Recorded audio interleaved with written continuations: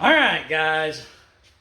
Well, my new friend, can't remember his name. Rob and Bobby, new friends, two of them. They were here quite a while. We looked at this car over, and yeah, they were pretty impressed with it. They're like, "You're gonna have some fun with this car." So I know there's all those haters out there like, "You're crazy and you're too old, blah blah blah." Well, you know what? Get busy living or get busy dying is what I say. So I'm gonna go over this thing and tell you what they told me, and we're gonna get her going, and I'll show you a couple things I found out about it. So we'll check it out. All right, let's go. Okay, so they believe that this motor is a. Let me move this out, and I got to sneeze. Okay, I think they do believe this motor is a 540 Merlin engine. Everything says it is, and it's got a Merlin X intake manifold. You can see that. It's got Dart 345S heads on it, and the block has a Merlin on it somewhere. I don't know, but they looked over this thing and they were thoroughly impressed with it. They said this car was built. It's a pro-built car. It's very well built. It's definitely made to run down the track at a high rate of speed. So I like that. I'm ready to go down the track at a high rate of speed. Anyhow, and then so we were looking it over, and they wanted to use my scope. They used my scope. They looked in the cylinders. They said the cylinders look fine. And if you guys know, if you can help me out here, that's great. They said when I adjust the valves, this is a solid lift cam, I should adjust the valves. They thought around 16 to 18 thousandths. So if you guys agree with that, comment below, let me know. You know, I'm learning all this stuff. So you pro racers, if you're watching this video, help me out, okay? I'm trying to learn this stuff. But I want to adjust the valves correctly. So they said, you know, just go through the firing order, Chevrolet firing order, and start with number 1 at top dead center and adjust those two, then 8, 1, 8, 4, 3, 6, 5, 7, 2, all the way through. So, but they said, excuse me, they said around 16 to 18 thousand should be a good number to set them at because they're solid lift cams. So, or solid lifters, I should say. Well, it's a solid lift cam, yeah. But anyhow, so they said that's a good idea. Okay. The tires on this thing, they said these look okay. These front runners, they normally don't have a lot of tread on them because they're thin tires, but they're Hoosiers, as you can see. And as you can see, they're kind of wrinkled right here, which means they've been sitting flat for a while. And then the back tires are MTs, Mickey Thompsons. And if you look at them, you can see right there, there's a little bit of a crease. And then, where's it at? Right here. Another crease right there. So they were of the belief, just like I am, that these tires, this car sat and the tires went flat on it because on a drag race car, these are actually tube type tires. And if you don't keep them aired up, they'll go flat. You should really, if you're going to park your car for a length of time, you should do what I did and put it on stands. That way the tires aren't on the floor. If he'd have done that, Mickey Gwillem, dumbass, if he'd have done that, them tires would have went flat just like they are now. See that? They're flat.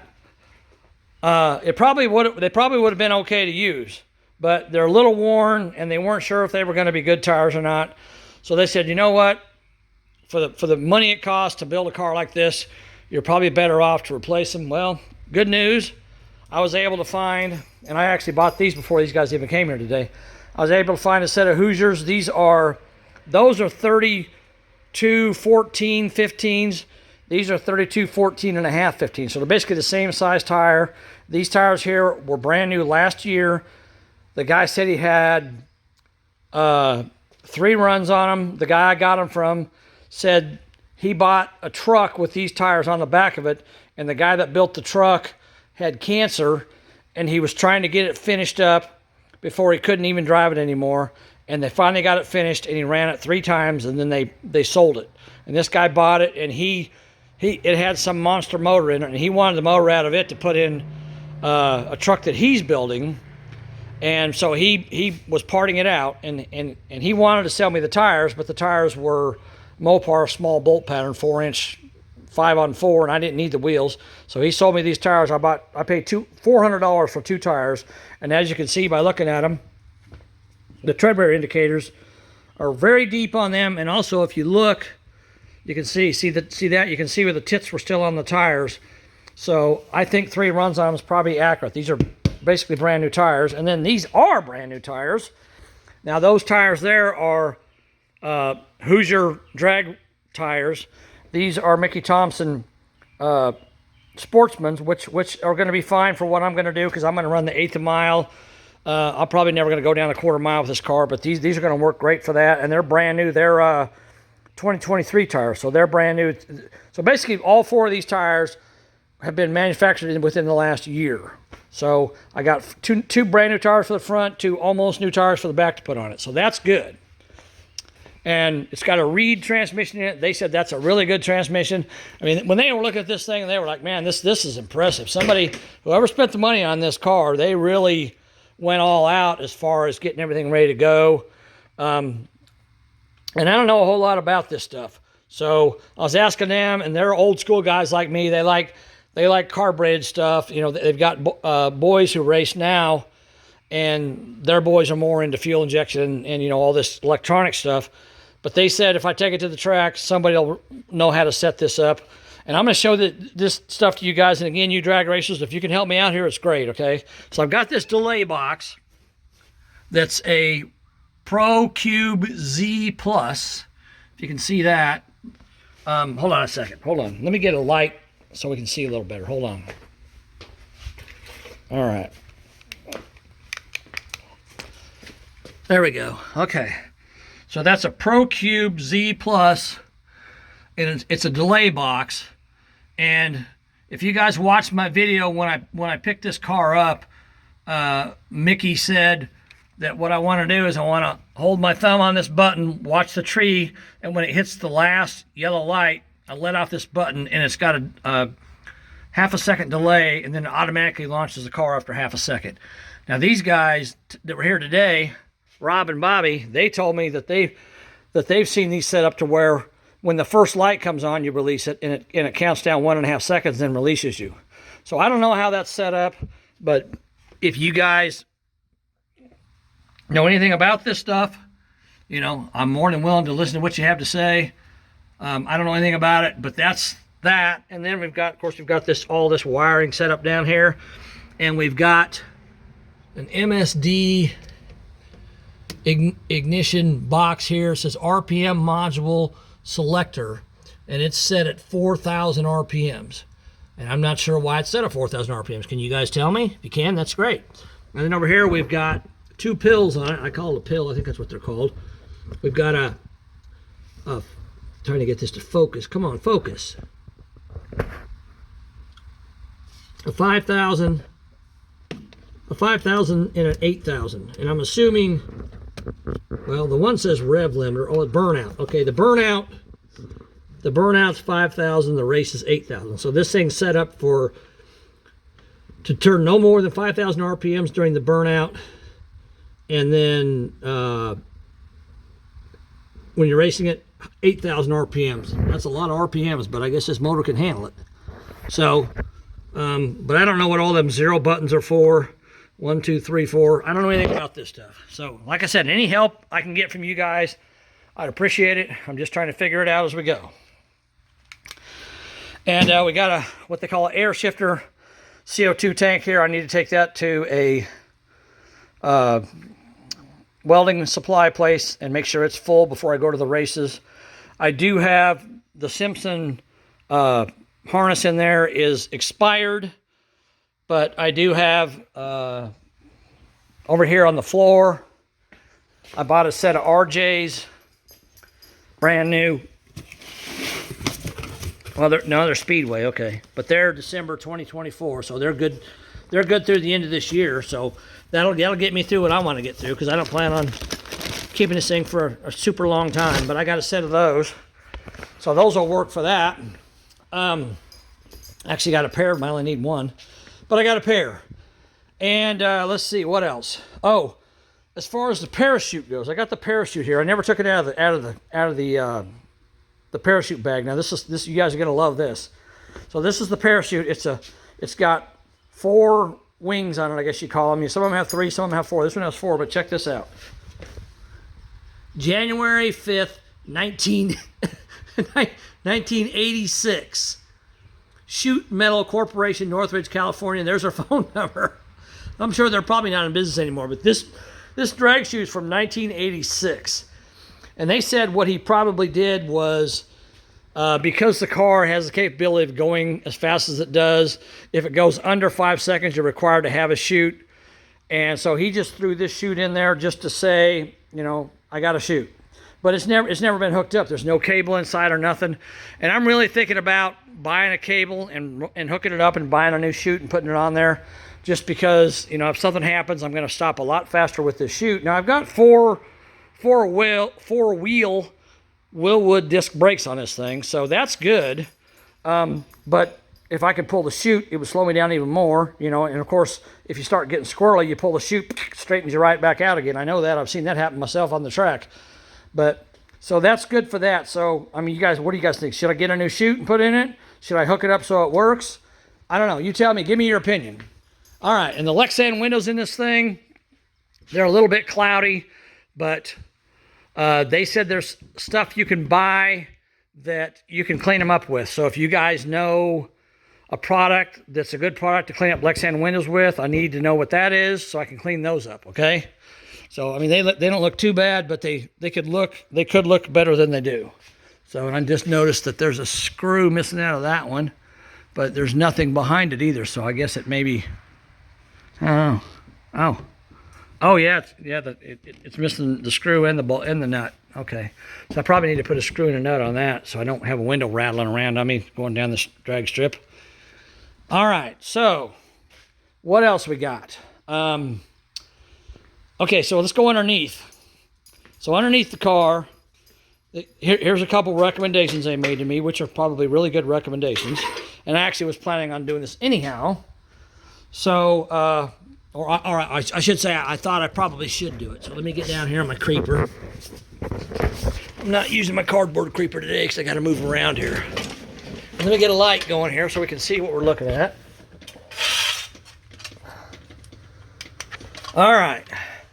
So this is your fuel cell right here. It's probably a 3 or a 5 gallon. I'm not sure how big it is, but it's not very big. And we got this massive fuel pump, and they couldn't find the name, but it's right there. It's Air Motive, which is Air Motive has been around a long time. And this pump seemed to work okay, so I'm not going to worry too much about it.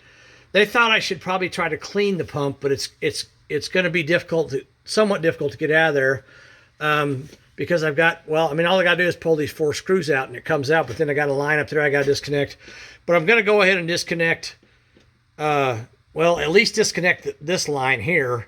And I'm going to look at these fittings and look at all this stuff. I'm going to take the filter out. This is a reusable filter, so I definitely want to take that out and clean it. And I want to look at my fuel lines. I'll take this fuel line off and look at it. And, you know, if they look okay on the inside, then I can reuse them. But if they're looking really bad, I need to try to clean them somehow. Now, this fuel line here is black, and that one there's braided. So this is probably a newer fuel line than that one. So I'm assuming probably this has been all the way to the front of the car, has been replaced. So I got to take the fuel filter out, clean it, take this line off. And if this is all gummed up in here, then I'm probably going to end up having to pull the fuel pump out and try to get it cleaned out as best I can. The fuel tank, I think, is fine. It was plastic. And before I started it last year, when I started it for you guys, I took the filler out, the filler cap off of that thing, and I was able to reach down inside the tank with towels and wipe out. It had some gook in there, but it's plastic, so it all wiped right out. So the tank, I think, is fine. You know, this fitting here is very small, so I'm sure that's probably fine. And also, I've got diesel fuel in this thing. If you guys remember, after I shut it off last year, I disconnected the carburetor, ran all the fuel out of it, and then I put diesel fuel in the tank and just ran diesel fuel through it until it came out where the carburetor connects to the fuel line, and then I shut it off, and it's been sitting all winter long with diesel fuel in it. But I did that intentionally because diesel fuel has really good lubricity, and so I wanted to have some kind of lubricant in there because alcohol has no lubricity, or very low, so it's hard on stuff. So I don't know if this pump is okay or not, but it's got, I guess that's probably a fuel pressure regulator right there, which I guess you can adjust fuel pressure back here, and I got one up front too.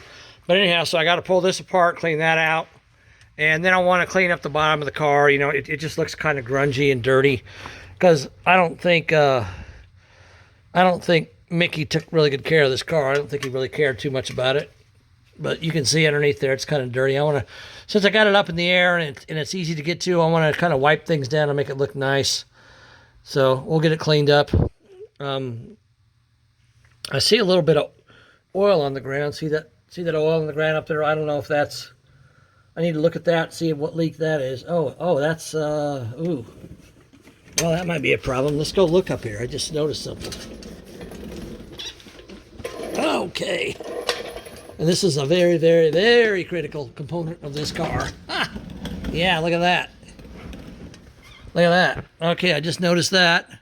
I'm leaking brake fluid out the master cylinder. So guess what? I get to buy a new master cylinder because that one, I'm definitely not going to use that piece of crap.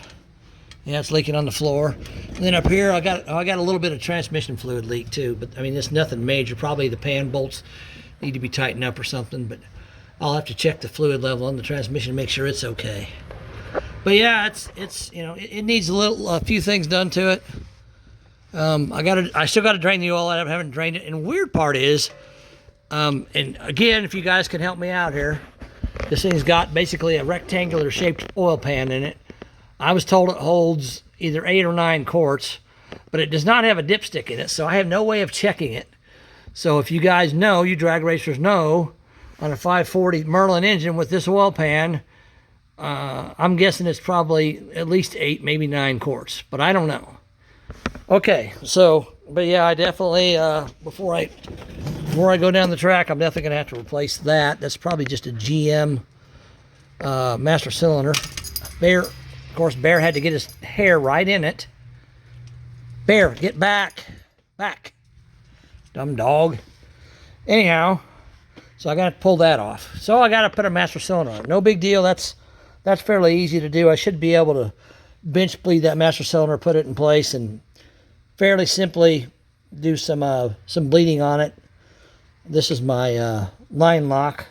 I guess I probably had to check that and make sure it works okay too. But that master cylinder is definitely going to have to be replaced. I'm going to have to get that off there and look at it and see what I need to get. But that looks like just a standard GM dual bale master cylinder. I could probably rebuild it, but I'll just go buy a new one. I ain't worried about it. All right, so we're definitely going to have to get that fixed before we go down the track. Okay. So we've got to change the oil. We've got to adjust the valves. And they looked at the spark plugs too, and they said they looked good. They thought they were fine. The engine seemed to run okay. And like I said, they looked in there with the scope. Didn't see any problems in there with the scope. Okay, I got to get up here. All right. Now we get to go to the fun part. Now I get to show you guys why this car ran like shit when I started it last year. I'll show you what we found. I'm gonna get my tripod and carry it up there so I can show you guys and not have to hold on to my phone. Oh, and if you're watching this, I'm not gonna say a whole lot about it, but something's gonna happen with this car here very, very soon. So if you want to know what's going to happen with this car, subscribe to my channel, and you'll find out what's going to happen. It's going to happen very, very soon, and I think you might like it. All right. Anyhow, here's my carburetor up here, okay? So while they were here, you know, I was a little nervous about taking this carburetor apart because it's alcohol, and I didn't know if it was like some weird thing I needed to do or whatever. But It's just a regular old carburetor. I mean, I've rebuilt, I don't know, probably a couple of dozen carburetors in my life. And I've modified Hollies and worked on them, so I'm not really that worried about it. But at least now I'm not. But I wasn't sure what it was going to need. And I didn't want to take it apart and then get confused or whatever and screw it up. So I had them help me take it apart. It's actually just a regular old Holley carburetor, except it's got massive freaking flow through it because you use a lot more, you use twice as much, or maybe even more than twice as much methanol as you do gasoline. So we got it apart, and I want to show you guys, first of all, well, here's the accelerator pump diaphragms. I pulled those out of there. So this is what they look like. And as you can see, they're damn ugly. So they look horrible. And here's the screws that hold on all the front and rear fuel bowls. And they're ugly. They could clean up if I wanted to, so I could clean those up, but they're ugly. All this is from, the methanol. It absorbs water. Well, when it sits, the water starts corroding things, and the methanol corrodes things too. So obviously this carburetor needs a kit put in it.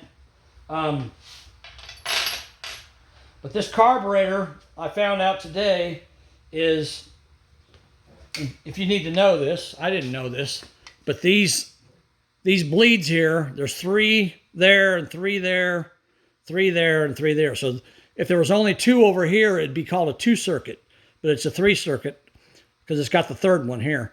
And this carburetor is Pro Systems carburetor. It is a 1150 CFM. It's not, I thought it was 1050, but it's 1150 CFM carburetor. And it's got the squirters on it. Everything on this thing's been modified, been drilled out. So once they drilled it out, they took a what they call engraver, and they engraved whatever the number was on it. So it's got 52 squirters on it. The number 52 on the front and 52 on the back. Them things are gigantic. I mean, my Chevelle has got 31s on it, or it's just got a single 31. This has got 2 52s on it, and this is a double pumper, so they're both squirting at the same time. So yeah, when you nail this thing, you're getting a whole bunch of fuel down the carburetor. And the bottom of it looks kind of ugly. It's got a little bit of rust on the cross pieces for the butterflies, but I can clean that up. I thought about soaking this whole thing in some CLR and trying to get that rust off there, or even soaking it in vinegar and getting that rust off there. I might soak it in vinegar first just to see what it does to it. So that's the main body of it. And then the fuel bowls, they don't look that great either. As you can see, they've got, like, in the bottom of them down there, try to get it where you can see it. See how dirty it is down there? There's all a bunch of rust and crap. You can see that one probably a little better. See all the rust down in there in the corners? So these need to be cleaned up real good. And that's a Pro Systems carburetor. And I don't know if you guys have ever heard of Pro Systems, but I tried to call these guys several times, and all I ever get's a voicemail, and I left a message. So I don't know if they're going to call me back or not, but I basically found what I need by looking online. And I didn't know this about Pro Systems, but if you have a Pro Systems carburetor, PS is Pro Systems, and this is this 5-digit code 52021 is my serial number for this carburetor. And I guess they have this stuff on file there, and if you give them that number, they can tell you everything there is to know about this carburetor. So I'm hoping they'll call me back and give me my information about the carburetor. I don't know. Okay. And then all my fuel fittings, you can see how bad they look.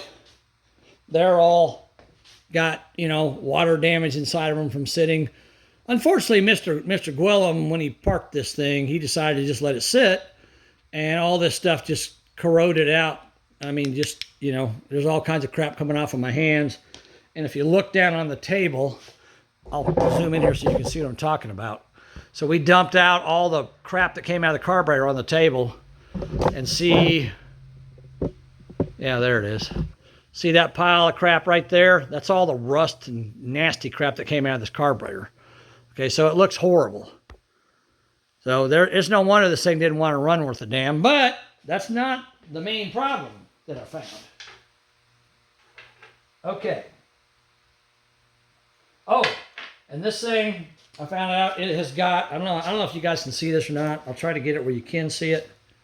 But, see if I can get this to focus. Yeah, there you go.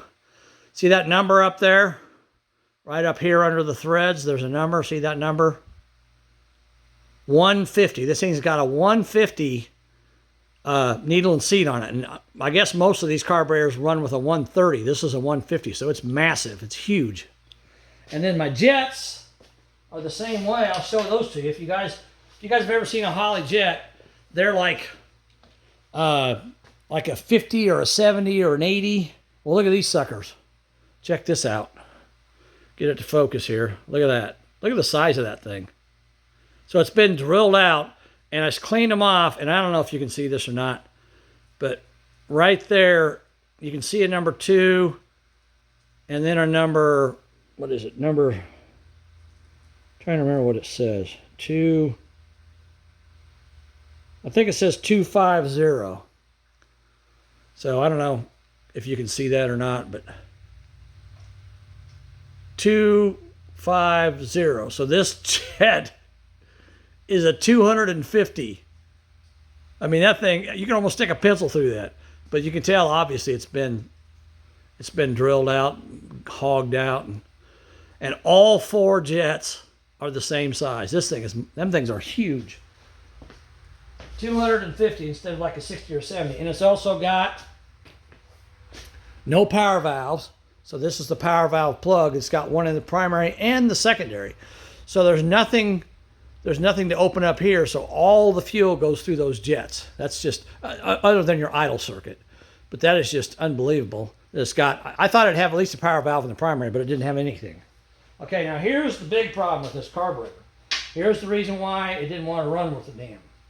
So I've got, where's the metering block set? Okay, there's one. Oh. The rear metering block, and of course they look like crap too. You can see all the crap built up in them. I've cleaned them up some, but like that, see all the rust in that hole there? So, and these are billets, so they clean up pretty well. But this is the float that goes on the rear, and it's notched because it has what's called jet extensions. So when you nail the throttle, all your fuel wants to push towards the back of the vehicle. Well, it'll uncover these jets and lean it out. So you put these jet extensions on it. So as you accelerate, the fuel is still able to be drawn into your jets. Well, you got to have this notched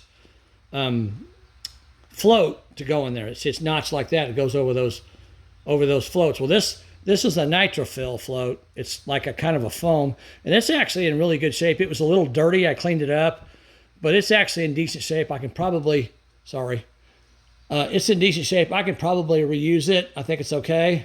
But check this out. This is the front float. And I've cleaned it up, and it looks a lot better than it did. But I don't know if you can hear this or not. Listen.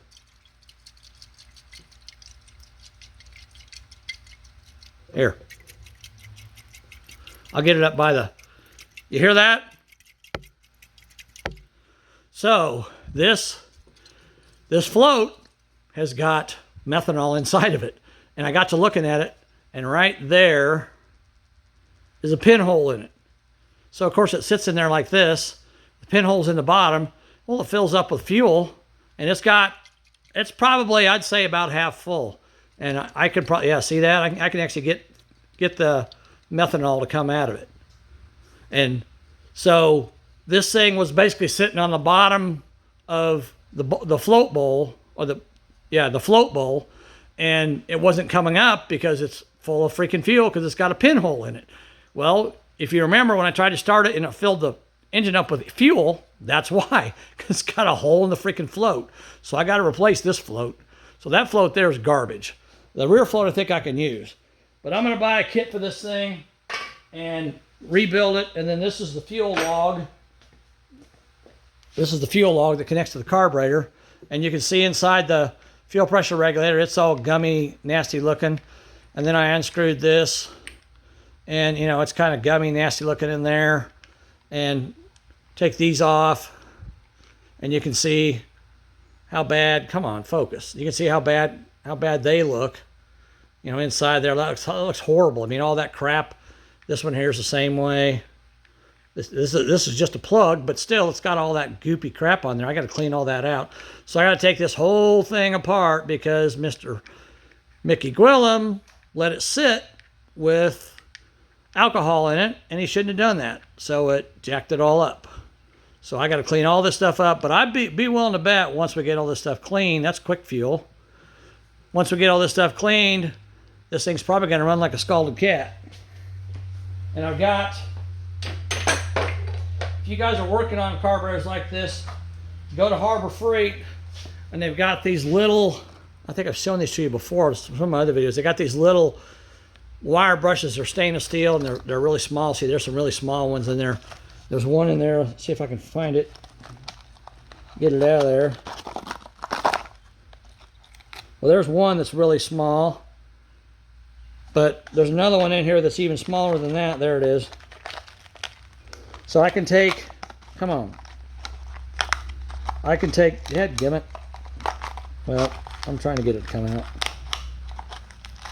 I've used this one. I used it on that 48 Chevy truck when I was cleaning up stuff on it. Because it had really tiny areas to get into, and I couldn't get into it. There we go. So it's got a really tiny, see these little tiny, let me get it to focus.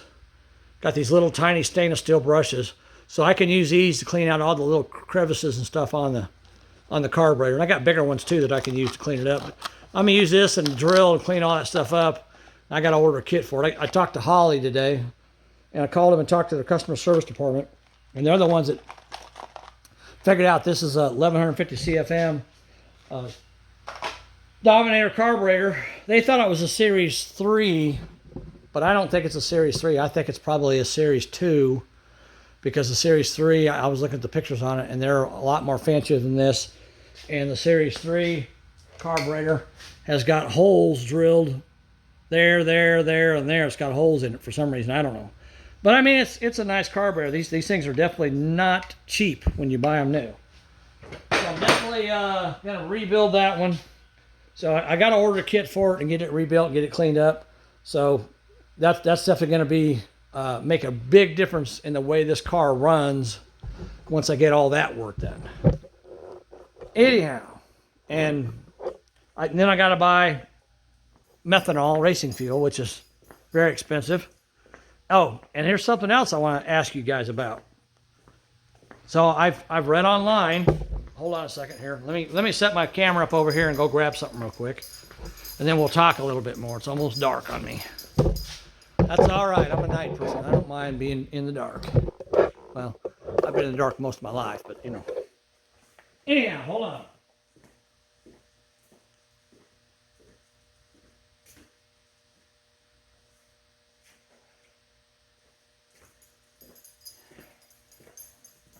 You guys ever heard the saying, "We're like mushrooms"? That's what they used to say when I worked construction and the different jobs I've had over my life. They say we're like mushrooms. They keep us in the dark and feed us bullshit. So that's pretty much what it is. Anyhow, so this is the oil that he gave me to use, Schaefer's, and of course you got to get oil that's compatible with methanol gas, but it takes like I said, 8 or 9 quarts to fill it. And I've heard different stories about how often you should change the oil. So I need your opinion. I need your opinion on 2 things here. Number 1 is I've been told you should change it if you go to the track and you race for the day. At the end of the day, you should change your oil.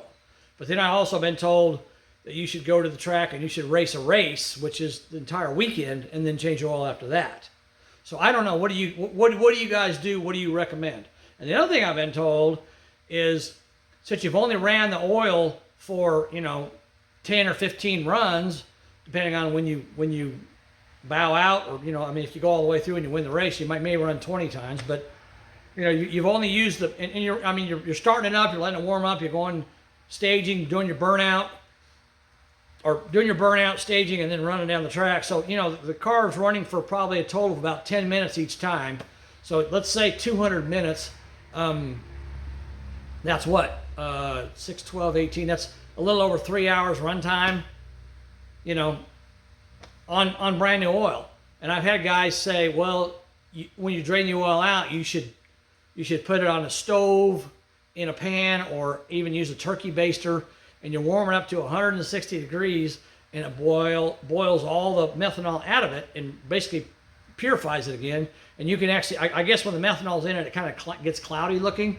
But if you do that and you do it right, you know, you don't want to warm it up too hot because you'll burn the oil. But if you warm it up to 160 degrees, let that methanol boil out, it goes right back to being clear again, and it looks brand new, and they reuse it. So I'm just curious. Do you guys, you drag racers that run methanol cars, do you boil your oil and reuse it, or do you throw it away every single time you change it? I mean, this stuff's like, I want to say $8 or $10 a quart, and if it takes 9 quarts, that's $100 every time you change the oil. Now, of course, the engine is $25,000, so it's obviously cheaper to spend $100 than it is to spend 25 grand. But I'm just curious, how many of you guys boil your oil and reuse it, and how do you do it? And how many of you guys just say, nope, screw that, I'm just going to throw it away, it's not worth it to me, throw it away and buy new oil and put it in? I'm just curious, what do you guys do? So comment below and let me know what you do. But anyhow, so that's the update on this car. Obviously I've got some work to do. I got to do some work on this car to get it going, and I got something going on this week. I probably can't work on it this week, but I got to order the carburetor kit. I'll probably clean up that carburetor so it's ready to go. So when I get the kit, it'll be ready to go. But I've got to order some stuff for it. I need to get the fuel filter off of it and look at it. I hope those fuel lines aren't full of gum and crap, but I don't know. Maybe they are. We'll see what happens. I got to try to figure out a way to clean them out. I don't know if I can run methanol through them and that'll kind of dissolve some of the crap that's in there or not, but you know, I don't know. We'll see. Anyhow, so that's the update on the 1,000 horsepower Super Pro Vega, and you guys stay tuned. Subscribe to my channel because I plan on doing a lot of videos on this thing in the near future, and I want to do another correct first start video on it where I actually put gasoline in the carburetor, and of course the carburetor, once it's rebuilt, will run a whole lot better and everything's cleaned out. So obviously I got to do some work on this thing before I can drive it, but I'm still excited about it. I'm still looking forward to that. So subscribe to my channel, you know, help me out here, guys. You know, the things I ask for, you comment comment below, you know, forward the video to your drag racing buddies, you know, let them watch it, and maybe they can help me out. I'm just trying to get some help here to understand what I need to do. You know, I don't have a problem driving this car. I'm not scared of it. I've driven fast cars. I mean, I've never driven anything this fast, but I've driven fast cars pretty much my whole life. So, you know, you can ask my friends that know me. I'm not afraid to nail the throttle and just freaking smoke them as far as I can smoke them. And so we're going to see what happens with this car, but I'm looking forward to it. Anyhow, guys, I appreciate you watching. Stay tuned. We're going to get more videos on this 1,000 horsepower Vega. And remember, I got something going on with this 73 Roadrunner. You're going to find out what it is here in a few days. All right, guys. Thanks for watching. I appreciate you. Hit that like button if you like it, because it helps me, you know. Leave a comment, whatever. All right, guys. Thanks for watching. Have a good night. We'll talk to you all later. Bye.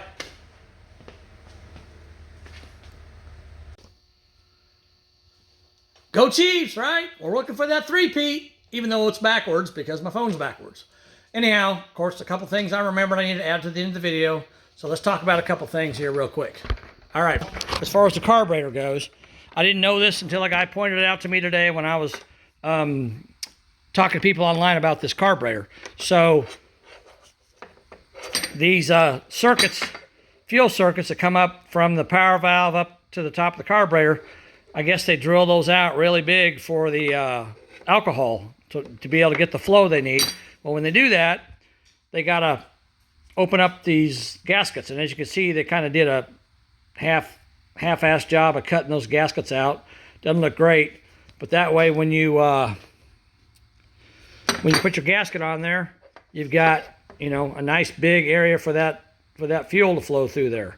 So if you're working on an alcohol carburetor and you're rebuilding it, I'm glad he told me that because I didn't know it, and I'd have just put the gasket on there and not thought about, you know, opening that hole up. And I've said this before in my other videos. Don't throw anything away until you're done with what you're working on. So I would have saved these gaskets, and I may have matched them up with a new gasket and noticed that. But if you're working on an alcohol carburetor, make sure you check your bleeds here. And if they're opened up like that, you need to open up your gasket so they get the flow they need. Because if you got a little tiny hole on the gasket and a big hole there, you're not going to get the flow you need. It's going to restrict it. So I guess they just took probably a razor blade and cut those, open them up a little bit. So I got to make sure I remember to open those up when I put the new gaskets on the carburetor. Okay. There we go. Go Chiefs! 3-peat! All right. Anyhow, let's go back here. A couple things I want to talk about real quick. One thing, I got a question for you guys, but I want to show you something. I meant to show you when I was showing you the car, and I completely forgot about it. So Mr. Gwillem, Mr. Mickey Gwillem, is not a very truthful guy, because he told me this car had been parked for about 2 years. Well, as you can see here, 16, 17's marked, 18's not marked. So this car, the last time this car was certified was in 2017, which was 7 years ago, not 2, Mickey Gwillem. So that's what happens when you buy stuff from a liar, which I don't really appreciate. But, you know, if you're a liar, you're a liar, whatever.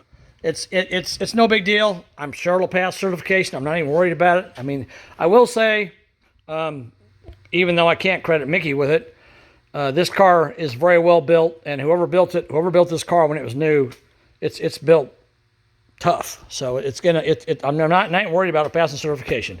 All right, now, last question I have.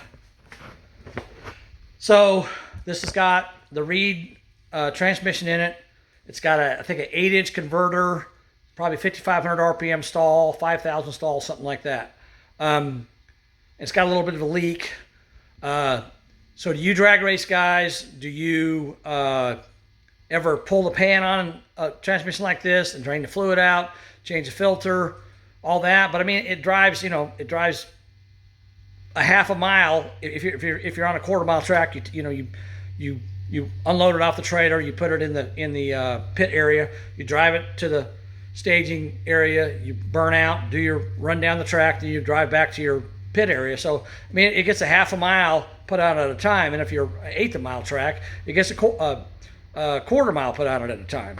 So I mean, that transmission, I don't know what it's got on it, probably 20-30 miles at the most, if that. So and the fluid looks nice and red. You saw it underneath it when I showed you. It's nice and red.